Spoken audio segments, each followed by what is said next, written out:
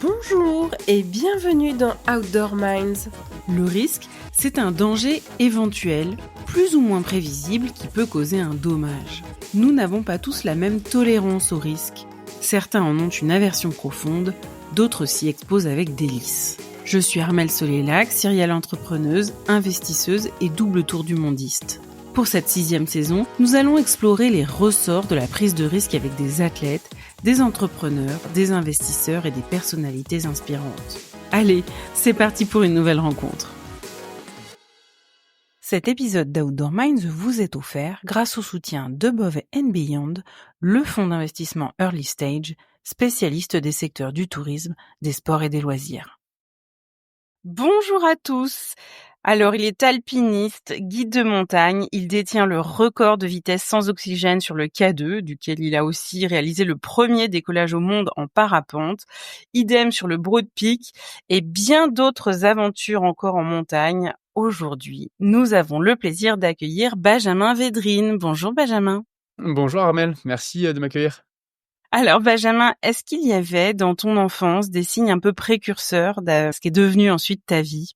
Des signes précurseurs, alors pour dresser un petit schéma, moi je viens d'un petit village de la Drôme, du Vercors exactement, puisque j'habitais à Châtillon-en-Diois, qui est un tout petit village au pied des hauts plateaux du Vercors. Et donc j'ai quand même grandi en campagne, j'ai grandi autour de forêts, de montagnes, d'aventures, vers lesquelles je me suis tout de suite dirigé finalement, naturellement, j'ai envie de dire, de par cette proximité avec cet environnement, cet écosystème. Et j'avais cette appétence très jeune finalement pour aller découvrir de par moi-même, à travers le vélo, à travers la course à pied, à travers la randonnée avec mes parents, tout cet environnement qui m'entourait. Est-ce que tu peux nous raconter ton parcours jusqu'à aujourd'hui et ce qui t'a amené finalement à gravir quelques-uns des plus hauts sommets du monde ? C'est un parcours assez classique de jeunes très motivés par les sports de nature finalement, mais qui a coché un peu toutes les étapes. Donc j'ai commencé très jeune à faire de la course à pied avec mon frère, avec mon oncle. Pour être un peu plus précis, en fait, ma mère est originaire de Briançon dans les Hautes-Alpes. Et donc on a toujours eu un pied à terre dans cette ville beaucoup plus haute montagne que le Vercors. Mon oncle était guide et secouriste au PGHM de Briançon, au peloton de gendarmerie des Hautes-Montagnes, moniteur de ski également. Donc on a très vite avec lui finalement appris à skier, appris à nager, appris à courir. C'est à lui, Georges Fanton, Jojo, on l'appelait, que je dois beaucoup de mes compétences techniques et physiques finalement. Et il avait en fait ce goût de l'effort, il avait ce goût de la persévérance, de la pugnacité.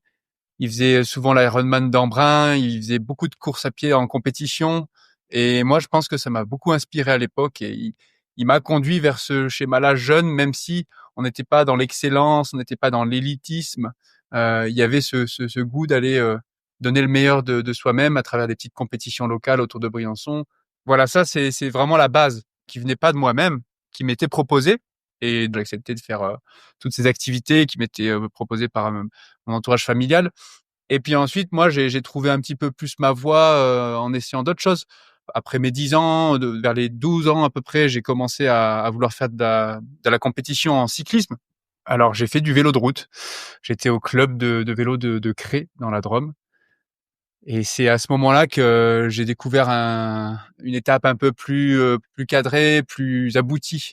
C'était plus dans l'idée de performer, de gagner, de faire des podiums, etc. Ça m'a plu, et c'est à travers le vélo finalement que j'ai vraiment aussi pu découvrir mon chez moi.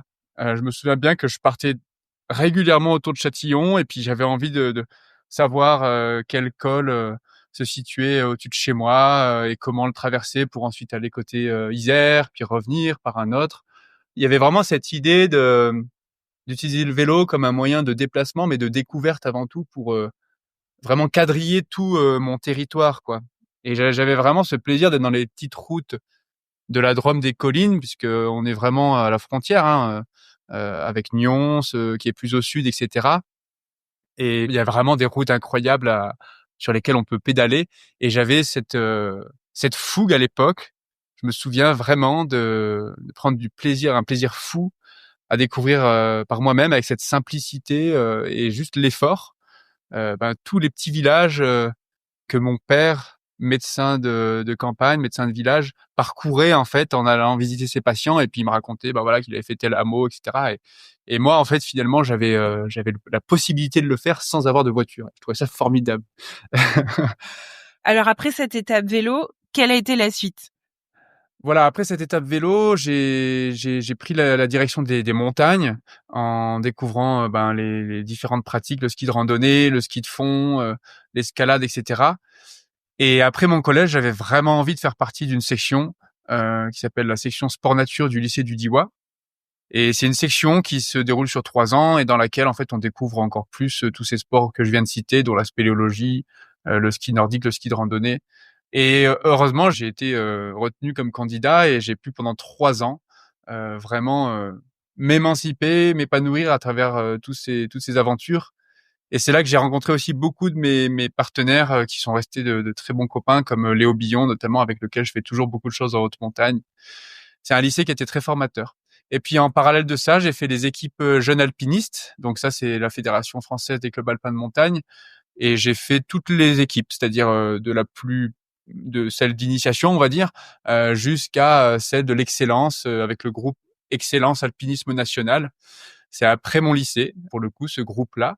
Et c'est avec ce groupe-là que j'ai fait ma première expédition en 2016 en Alaska, par exemple. Voilà, donc ça a été quelque chose, un tournant fort pour moi. Et puis après le lycée, j'ai pas fait beaucoup d'études secondaires. J'ai essayé, mais ça n'a pas marché parce que ça ne me plaisait pas. J'étais pas fait pour ça au niveau scolaire. J'avais pas l'appétence nécessaire. Et donc je me suis tout de suite dirigé vers le cursus de guide de haute montagne que j'ai entamé à 21 ans après des petits boulots, après avoir fait ma liste de courses, mais c'était très naturel que la manière dont je l'ai faite, cette liste de courses nécessaire pour préparer l'examen d'entrée. Et puis à 22 ans, j'ai commencé à travailler en tant que guide de haute montagne. Voilà, mes premiers clients, mes premiers sommets, les premières fois où je me faisais payer, rémunérer pour ça. C'était quelque chose. Principalement dans le massif des Écrins, dans lequel j'ai fait finalement toute ma formation en tant qu'alpiniste, toutes mes ascensions précédentes. Et puis après, en fait, j'ai fait ça pendant 7 ans. J'ai fait ça pendant 7 ans, guide de montagne, été, hiver, donc ski de rando, freeride, escalade, grande voie, alpinisme. Et ça a été quelque chose de très, très enrichissant. J'ai vraiment pu découvrir plein de facettes de moi-même et plein de facettes de ce métier formidable. Et puis maintenant, en fait, depuis plusieurs années, je me suis professionnalisé en tant qu'athlète, en tant qu'alpiniste de haut niveau. J'avais vraiment cette volonté de me retrouver, de retrouver des projets personnels.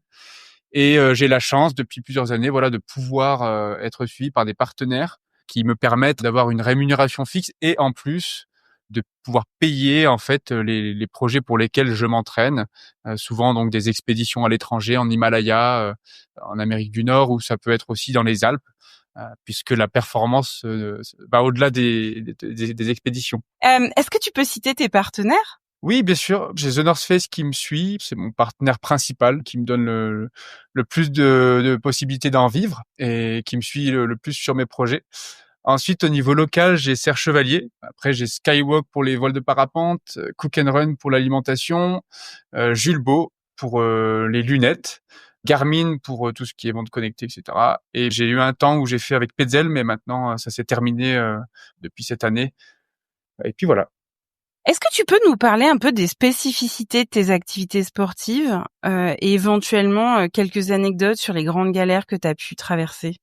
Ouais, les spécificités, moi, je suis un alpiniste polyvalent, donc j'ai cette volonté de cocher un peu toutes les cases, un peu comme pour moi, c'est un peu le décathlon de la montagne, l'alpinisme.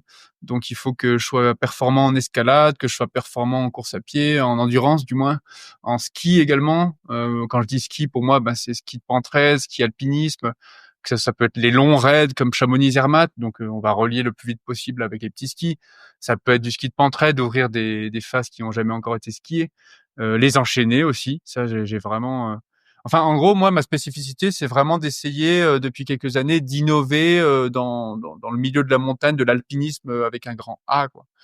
Et en fonction des saisons également. Donc voilà, quand j'ai fait par exemple l'arête de Petré en solo, ça c'est en plein été, en solo intégral, c'est ce genre de choses que j'adore. Moi, c'est la légèreté, c'est la liberté. J'ai toujours eu besoin de m'exprimer de cette manière-là. Ça, c'est sûr. Et par contre, les galères après, c'est justement, c'est de à force de vouloir trop en faire, de vouloir être bon un peu de partout, moyen, de dans tous ces sports-là. Enfin, parce qu'on peut pas être excellent en fait, quand on veut être, décathlonien, en montagne, c'est pas possible. Donc on se heurte en fait à une sorte de plafond dans la performance, dans chaque discipline. Et ça, c'est pas évident, voilà. Et mon ADN profond à moi, il reste quand même celui de quelqu'un qui aime l'endurance, qui aime se défouler avec ses jambes, monter vers le haut, parcourir les sommets. Et donc j'ai souvent du mal à progresser en escalade, par exemple. C'est une frustration pour moi, mais au fond, je m'écoute de plus en plus de ce côté-là et j'accepte finalement. Il y a une forme de résilience à avoir sur le fait que c'est peut-être pas une activité qui est faite pour moi. Voilà. C'est quoi pour toi le risque? Comment tu le définirais? Pour moi, le risque, c'est évidemment quelque chose qui est en rapport avec le danger de d'y passer, quoi, de mourir tout simplement. Mais c'est avant tout souvent lié finalement à soi, à nos compétences techniques, à nos compétences physiques. Et c'est lié également énormément à, en gros, la balance bénéfice, risque pour moi. C'est-à-dire que je vais pas voir le risque de passer sous un sérac, par exemple. Sérac, dans la voie normale du Dôme des Écrins ou, au Mont Blanc du Tacu. Je vais pas le voir, justement de la même manière en fonction des 2 sommets, en fonction du projet que je vais vouloir faire sur ces sommets-là et en fonction aussi de mon état physique. Si j'y reste 5 minutes par rapport à si j'y reste 15 minutes avec des clients, c'est sûr que ça va pas avoir le même impact dans mon raisonnement, dans l'acceptation d'y aller ou non. Le risque, en tout cas, moi, je considère qu'il a vachement évolué dans ma tête au fur et à mesure des années, ça c'est sûr. Donc, la vision, le rapport au risque dans le milieu de la montagne, il évolue, il est périodique. Il est périodique et et il faut accepter ça. J'ai mis longtemps à accepter le fait que voilà, quand tu as 20 ans, que tu découvres tous ces sports, que tu es bon, que tu as envie de t'exprimer, tu as envie d'aller partout, de cocher toutes les courses en montagne, et tu as peut-être moins tendance à réfléchir ou à prendre en considération ces risques au pluriel souvent. Et voilà, maintenant j'ai 32 ans, j'ai fait beaucoup de choses et je les vois différemment ces risques, ça c'est sûr. Mais c'est inhérent à l'alpinisme, voilà, ça c'est sûr. On peut pas enlever le fait que ce soit inhérent. Et quelle est ta relation, en fait? Est-ce que c'est quelque chose qui t'excite, ça te paralyse ou plus ou moins comme tu l'as dit, c'est pas linéaire et il y a des fois ça t'excite et des fois ça te paralyse? Ouais, c'est exactement ça, si je suis aligné avec le projet que je suis en train de faire, par exemple l'été dernier au K2, quand, je fais le record d'ascension, je passe sous le Sérac Bottleneck qui est vraiment un symbole justement, de prise de risque, où on ne sait pas si ça va tomber, on sait pas à quel moment, si ça va être quand on est dessous ou pas. Là, pour le coup, j'étais tellement aligné avec le fait de vouloir aller au sommet, avec, ce projet-là qui m'a porté pendant longtemps et sur le moment qui me portait également, que je l'ai même pas tant pris en compte au moment où j'étais dessous. C'est-à-dire que pour moi, je l'avais accepté, je l'avais conscientisé bien avant et je l'avais validé quoi. Dans ma tête, c'était tu vas le faire et ça fait partie de l'ascension, ça fait partie du projet. Mais vu que tu l'acceptes, quand tu es dessous, finalement, euh, mentalement, il n'y a pas de doute. Voilà. Et par contre, il y a d'autres moments où, évidemment, je sais pas, je fais un truc dans les Alpes autour de chez moi, je vais m'entraîner en ski de randonnée. C'est un peu risqué en avalanche, je dois traverser, une pente avec, un risque de plaque. Bon, là, tu vois, je me dis, «Est-ce que le jeu en vaut la chandelle?» C'est basique, hein, mais en tout cas, il y a cette idée de vouloir absolument, toujours, bien les peser, ces risques, ces prises de risques, bien, mettre la balance dans les nœuds décisionnels, dans la prise de décision et en fonction de ça, ça m'aide à y aller, à m'engager ou à faire demi-tour.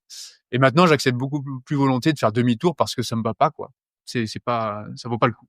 Tu dirais que c'est quoi le ou les plus gros risques, auxquels tu t'es exposé, jusqu'à présent et surtout pourquoi est-ce que tu t'y es exposé? C'est une bonne question parce que souvent, quand on regarde mon profil, on retient, les solos intégrales que j'ai pu faire, Peutré, la Dibona, des trucs en 5C6A, en solo complètement intégral, bah, pour moi, typiquement, ce genre d'ascension, la prise de risque était extrêmement limitée, tu vois? Parce que c'était vraiment préparé, parce que c'est sur du bon rocher, parce que, je connaissais pour la plupart du temps, ben, l'itinéraire, les moments un petit peu cruciaux en termes d'attention à avoir et donc c'est pas ces ascensions-là qui étaient pour autant en solo intégral et cetera que je retiendrai, quoi.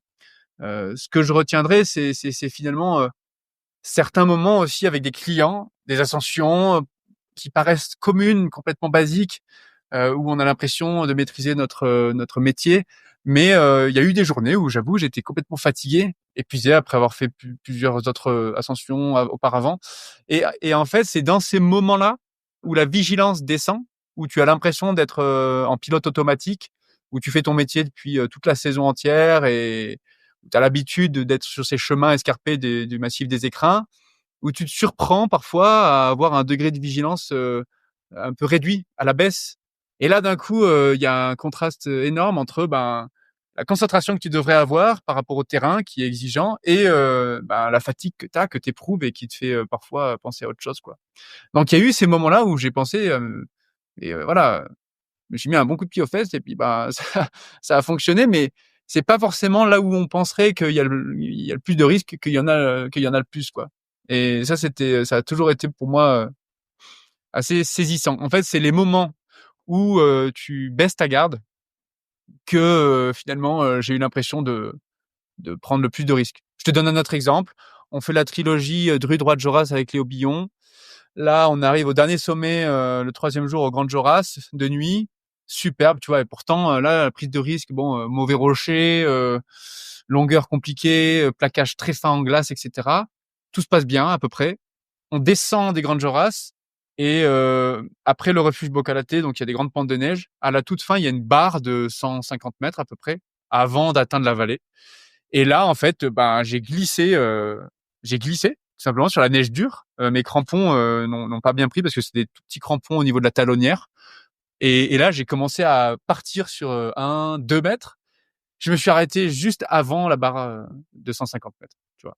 Donc en fait, là où tout le monde penserait que j'ai pris des risques, donc Fastor des Grandes Joras, Fastor des Drues, Fastor des Droites, et bien là où j'ai failli passer, finalement, c'est à la toute fin, avant la pizzeria à Courmayeur. Voilà. Bon, c'était pas ton jour, Non. manifestement. Si tu regardes ton parcours, quelle est selon toi la plus grosse erreur que tu as commise et qu'est-ce que tu en retiens? Je considère pas avoir commis de plus grandes erreurs, si ce n'est des comme je le viens de le dire justement des petits détails qui auraient pu être vraiment avoir de grosses conséquences, quoi. Donc c'est tous ces petits moments-là que maintenant sur lesquels j'essaye de faire plus attention. Donc c'est pas une grosse erreur, mais c'est plein de petites erreurs. J'ai été pris dans une avalanche il y a 2 ans. Ça m'a fait tout bizarre également au-dessus de Monétier-les-Bains, pris dans la neige sur 300 mètres, passer dessous, remonter, passer dessous, remonter, de la neige dans la bouche, je pouvais plus respirer. Donc tous ces petites alertes qu'on n'a pas si souvent par rapport au risque qu'on prend, parce qu'on passe souvent devant la gueule du loup sans s'en rendre compte en fait. Et souvent on n'est pas croqué du tout, mais parfois on l'est et ça rappelle un peu à l'ordre. Alors c'est intéressant en fait de faire face à ce genre de problématique, de le vivre. C'est pas agréable du tout sur le moment, mais ça te fait rendre compte aussi de prendre du recul sur ben, tout plein de moments où ça aurait pu arriver également et c'est pas arrivé et t'as eu de la chance, quoi. Voilà. Et t'as eu vraiment de la chance. Et je considère que j'ai eu beaucoup de chance dans mon parcours. Et c'est pas le dicton vieux guide, bon guide, c'est complètement faux parce que en fait, on peut être hyper vigilant et puis avoir de la malchance dès notre première saison de guide ou d'alpiniste ou d'athlète. Et à l'inverse, on peut être complètement arrogant avec le risque et dire qu'il va rien nous arriver. Puis effectivement, il se peut que voilà, même en prenant beaucoup de risques, on fasse toute une carrière entière, un parcours sans faute en termes de blessures jusqu'à la fin de sa carrière. Et moi, ouais, j'ai cette chance-là pour l'instant de toucher du bois, mais j'y pense souvent. C'est pas évident hein, de pas faire d'erreur. Et dans mon parcours, en tout cas, je suis content d'avoir fait le guide. Je suis content maintenant de me professionnaliser. Je suis content de pas avoir été sponsorisé trop jeune, tu vois? Je me rends compte que ça aurait pu avoir un impact très fort sur moi, le regard des autres, le fait de devoir prouver à ma communauté, aux partenaires qui me suivaient que je valais le coup d'être suivi. J'ai eu en fait une considération, du milieu avant d'être sponsorisé, en faisant des choses, qui étaient à l'époque importantes. Traversée de la Meije, la trilogie, Eiger, Servin-Joras, voilà. Et maintenant, je me sens bien avec moi-même et je me sens capable d'endosser ce rôle-là parce que c'est un rôle qui est dur parfois. Ce milieu-là est dur, quoi. Le milieu de la montagne est dur. Ça, c'est sûr. Quand tu passes pas très loin de la correctionnelle comme ça, est-ce que tu te remets tout de suite en selle ou est-ce que tu te laisses du temps pour absorber et analyser ce qui vient de t'arriver? Comment tu réagis? Un peu les 2. Je me remets très vite en selle, parce que, je et en fait, j'ai très vite, dès ma jeunesse, accepté cette prise de risque et validé le fait que j'étais OK avec le fait de mourir, malheureusement, si, il arrivait quelque chose en montagne. Parce que c'est mon ADN, c'est une activité dans laquelle je me sens bien, je me sens connecté. J'ai toujours eu ce rapport à la mort, un peu particulier et je sais pas d'où ça vient, si c'est mon caractère également, si, c'est le fait d'avoir vu, si tant de collègues disparaître, qui au fur et à mesure, comme dans le monde des marins, ben, m'a fait, avoir ce regard, heu, un peu froid, un peu distant, avec, ces disparitions, avec, le rapport au risque. Mais c'est sûr que j'ai failli y passer plusieurs fois et j'aurais pu arrêter, le lendemain, la semaine d'après. Mais c'est pas le cas et par contre, je me remets effectivement en question. J'essaye de me dire: «Ben, voilà, pourquoi c'est arrivé? L'avalanche au-dessus de Monétier-les-Bains, qu'est-ce qui s'est passé? Qu'est-ce que je ferai à l'avenir pour éviter ça?» C'est pas si simple parce que en fait, il y a bien souvent des cas où, l'alpinisme est égal à l'engagement, surtout en performance. La performance en alpinisme est corrélée et proportionnelle avec le degré d'engagement. Alors c'est dur à accepter, mais c'est la réalité et ça n'empêche pas qu'on puisse avoir une pleine maîtrise, dans l'engagement. Donc c'est là que le risque finalement, est plus ou moins important en fonction de la concentration, de la technique, du physique qu'on a. Mais par contre, on est toujours dans cette prise de risque-là. Donc, c'est pas en tirant des enseignements des accidents qu'on a failli avoir ou qu'on a eu que, on va être totalement, inhibé en termes enfin, en tout cas, complètement, dans la sécurité, la sécurisation de sa pratique, c'est pas possible. Voilà, donc j'ai toujours eu, ce rapport-là au risque assez, sain. Pour moi, c'est sain, hein, finalement d'accepter ça. Par contre, j'essaye de tirer le plus d'enseignements possible et j'avoue que maintenant les avalanches, ça me fait davantage peur, par rapport à avant. Ça reste quand même traumatisant malgré tout. En alpinisme, il y a quelque chose qui est très particulier, c'est que on célèbre le sommet alors qu'en fait, on est souvent, uniquement à mi-parcours parce qu'il faut redescendre et que du risque, il y en a à la montée, mais parfois il y en a encore plus, à la descente. Qu'est-ce qui te fait, tenir dans des moments qui peuvent être, parfois, pas simples, et notamment, à la descente quand, finalement, on pense qu'on est arrivé mais on l'est pas encore? Ouais, ouais, c'est sûr qu'on célèbre souvent le sommet. On célèbre souvent le sommet et puis ça me fait rebondir aussi sur le fait qu'on célèbre pas non plus, assez souvent les demi-tours. Même les demi-tours à 50 mètres du sommet, par exemple, et ben, en fait, on a fait 99% de l'ascension. C'est déjà une expérience énorme et au final, on dit: «Ben, c'est un échec». Et ça, j'ai vraiment du mal avec ça. Je me dis: «Mais c'est fou» parce que, on dit même des fois de certains alpinistes qui sont plus actifs parce que, ben, ils ont malheureusement, par malchance, une météo qui est arrivée et puis, ben, ils ont fait demi-tour à 50 mètres du sommet et on en retient que ça, quoi, qu'ils ont échoué et donc, de ce fait, ils ne sont plus actifs. C'est dur quand même, hein, c'est dur. Enfin, ça nous fait, je trouve, s'interroger sur la manière dont on voit, ce que j'appelle l'expérience. Je veux dire, entre quelqu'un qui a essayé, qui est allé à 50 mètres du sommet et quelqu'un qui est resté chez lui, mais le degré d'expérience est acquis est colossal. Enfin, la différence est énorme, quoi. Donc moi je retiens ça et ensuite si tu as réussi, bon ben, avec la définition culturelle, qu'on en fait en alpinisme, donc tu as atteint le sommet, c'est la définition de la réussite actuellement. Et bien effectivement la réussite, ultime, c'est aussi d'en redescendre. il y a eu la face sud-ouest de l'Everest, par exemple, ben, ils ont réussi à aller au sommet et malheureusement, ils sont pas redescendus. Bon, bah, c'est pas une ascension qui a été réussie, validée.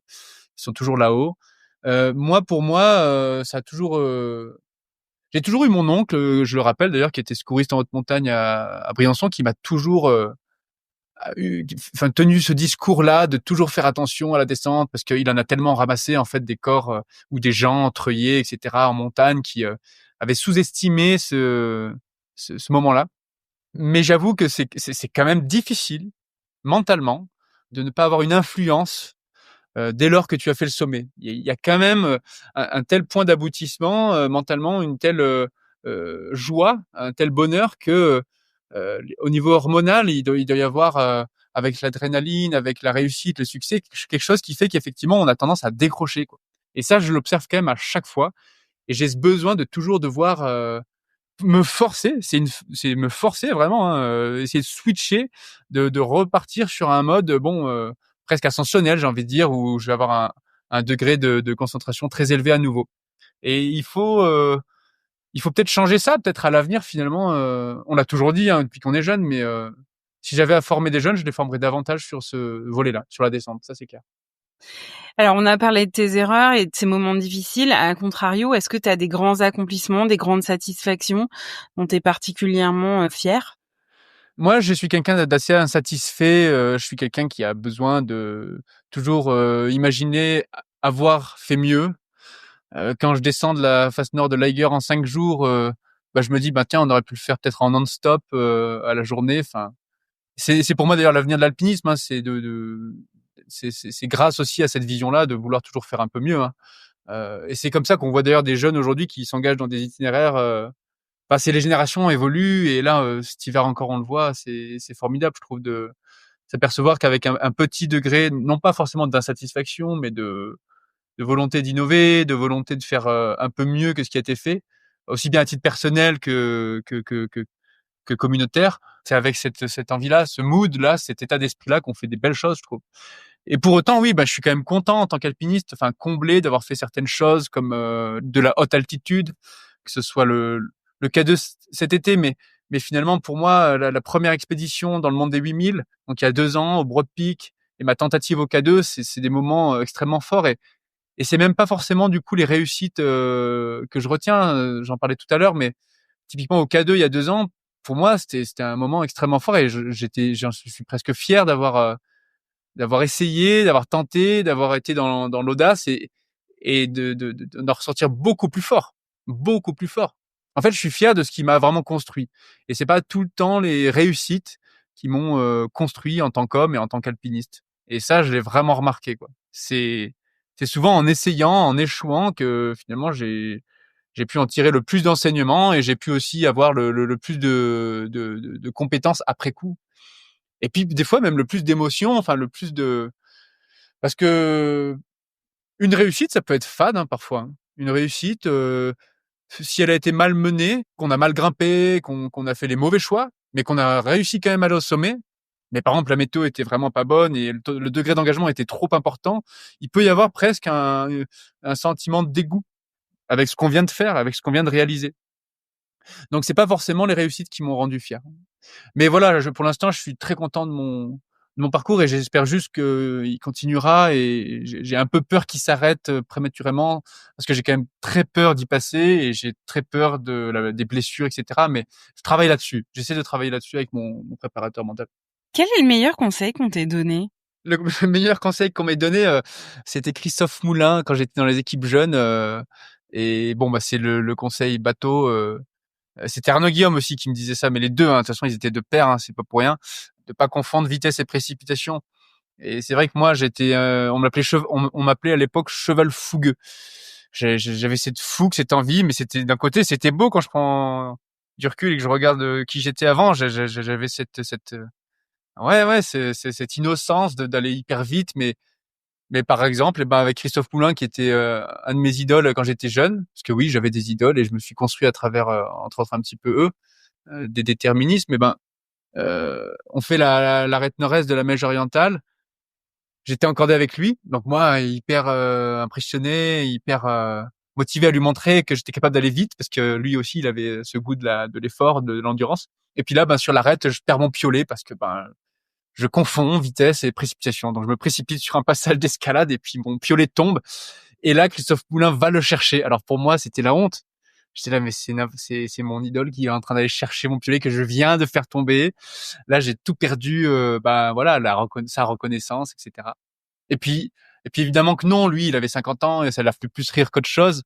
Euh, mais c'est ce que j'en ai retenu et c'est grâce à ces équipes-là, grâce à ces mentors, à ces personnes qui avaient beaucoup plus d'expérience que moi, qui m'ont attrapé en me disant, là, si tu continues, par contre, la montagne, elle va pas forcément te pardonner cette précipitation un jour et il vaut mieux qu'on te le dise maintenant. Donc, fais attention.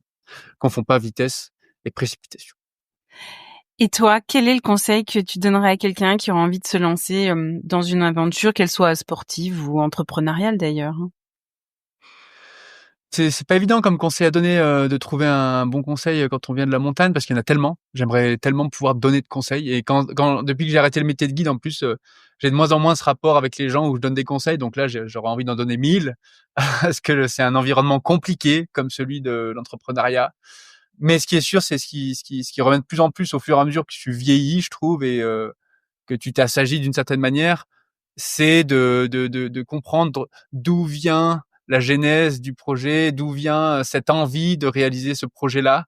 Et en montagne, du coup, j'ai envie de dire d'où vient cette envie de faire face à certaines prises de risques qui vont être inhérentes à ce projet-là. Donc en gros, c'est quelles sont tes intentions, pourquoi tu veux faire ça.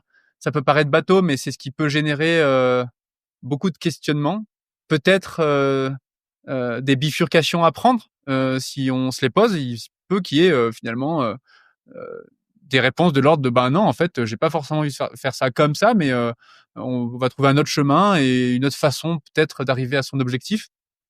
Mais de réfléchir à ça, c'est intéressant parce que ça va nous aider en fait à être encore plus alignés avec le projet qu'on a. Et à la fin, du coup, qui dit alignement dit plus de passion. Et qui dit plus de passion dit forcément à la fin aussi plus de performance.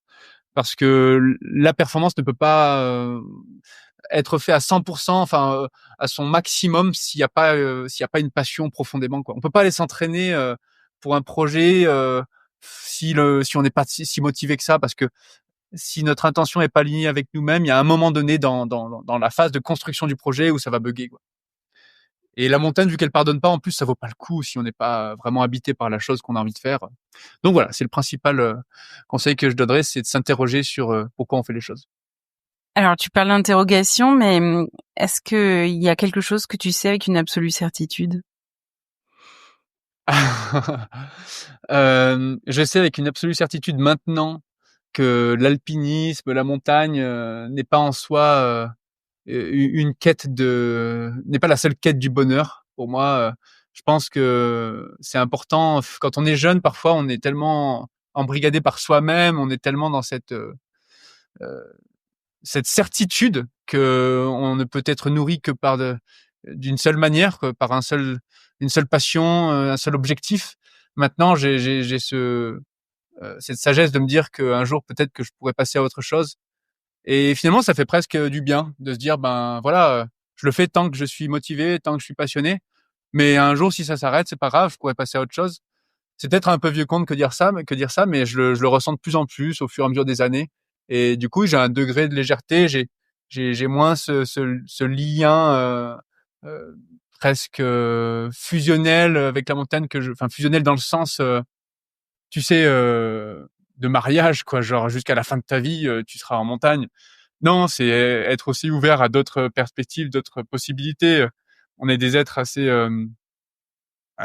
diversifiés, assez compliqués, mais qui dit compliqué dit aussi qu'on a une vaste étendue de choses possibles qui puissent nous épanouir. Donc voilà, c'est aussi être ouvert à ce qu'il y a au-delà de nos passions. Alors traditionnellement, pour terminer l'émission, je demande toujours à nos invités une recommandation d'un livre à lire, d'un film ou d'une série à regarder. Il me semble que tu as un film en préparation pour l'automne 2025. Est-ce que tu peux nous en parler un peu? Bah, ouais, en fait, c'est tout simplement, le film sur l'expédition au K2 de l'été 2024 et donc on a vraiment plaisir là avec David Arnaud et Hugo Clouzot de construire en ce moment le film. Alors c'est eux qui s'en occupent avant tout. On a fait les interviews récemment et j'espère que ça sera un beau film, qui racontera pas que la performance, loin de là, mais justement, je pense, tout ce genre d'interrogations dont je viens de parler, que je viens d'évoquer, puis, l'expédition en elle-même, quoi, qui est quand même 2 mois à l'étranger, Pakistan, dans ce massif du Karakoram. Ça sera pour l'automne 2025, donc novembre normalement, à retrouver dans les festivals et j'espère pouvoir le présenter à Paris, peut-être aussi en Angleterre, en Italie, etc. Enfin, ça sera un moment assez fort pour moi finalement l'automne 2025. Est-ce que tu as déjà le titre? Non, on n'a pas le titre, mais c'est une bonne question, tiens. Parce que moi, j'ai fait beaucoup d'allers-retours avec l'équipe du film, parce que j'ai ce goût aussi de la création, de diriger un peu les projets de films, etc. Mais c'est encore trop avancé. Le film sera fini en avril normalement, et en fait après on fera les candidatures des différents festivals. Et entre-temps, on fait un autre film aussi sur le ski de Pentraide du printemps dernier, toutes les ouvertures qu'on a pu faire avec Nicolas Jean. En parallèle, on dresse un peu le regard, les petites comparaisons qu'il peut y avoir avec le milieu de l'art à travers la vision de Jean-Marc Rochette. Donc ça va être un truc un peu plus tôt au printemps 2025. Ah, magnifique. Eh bien, merci beaucoup, Benjamin Védrine, alias Cheval Fougueux, alpiniste, guide et multi-recordman du monde, d'avoir été notre invité aujourd'hui.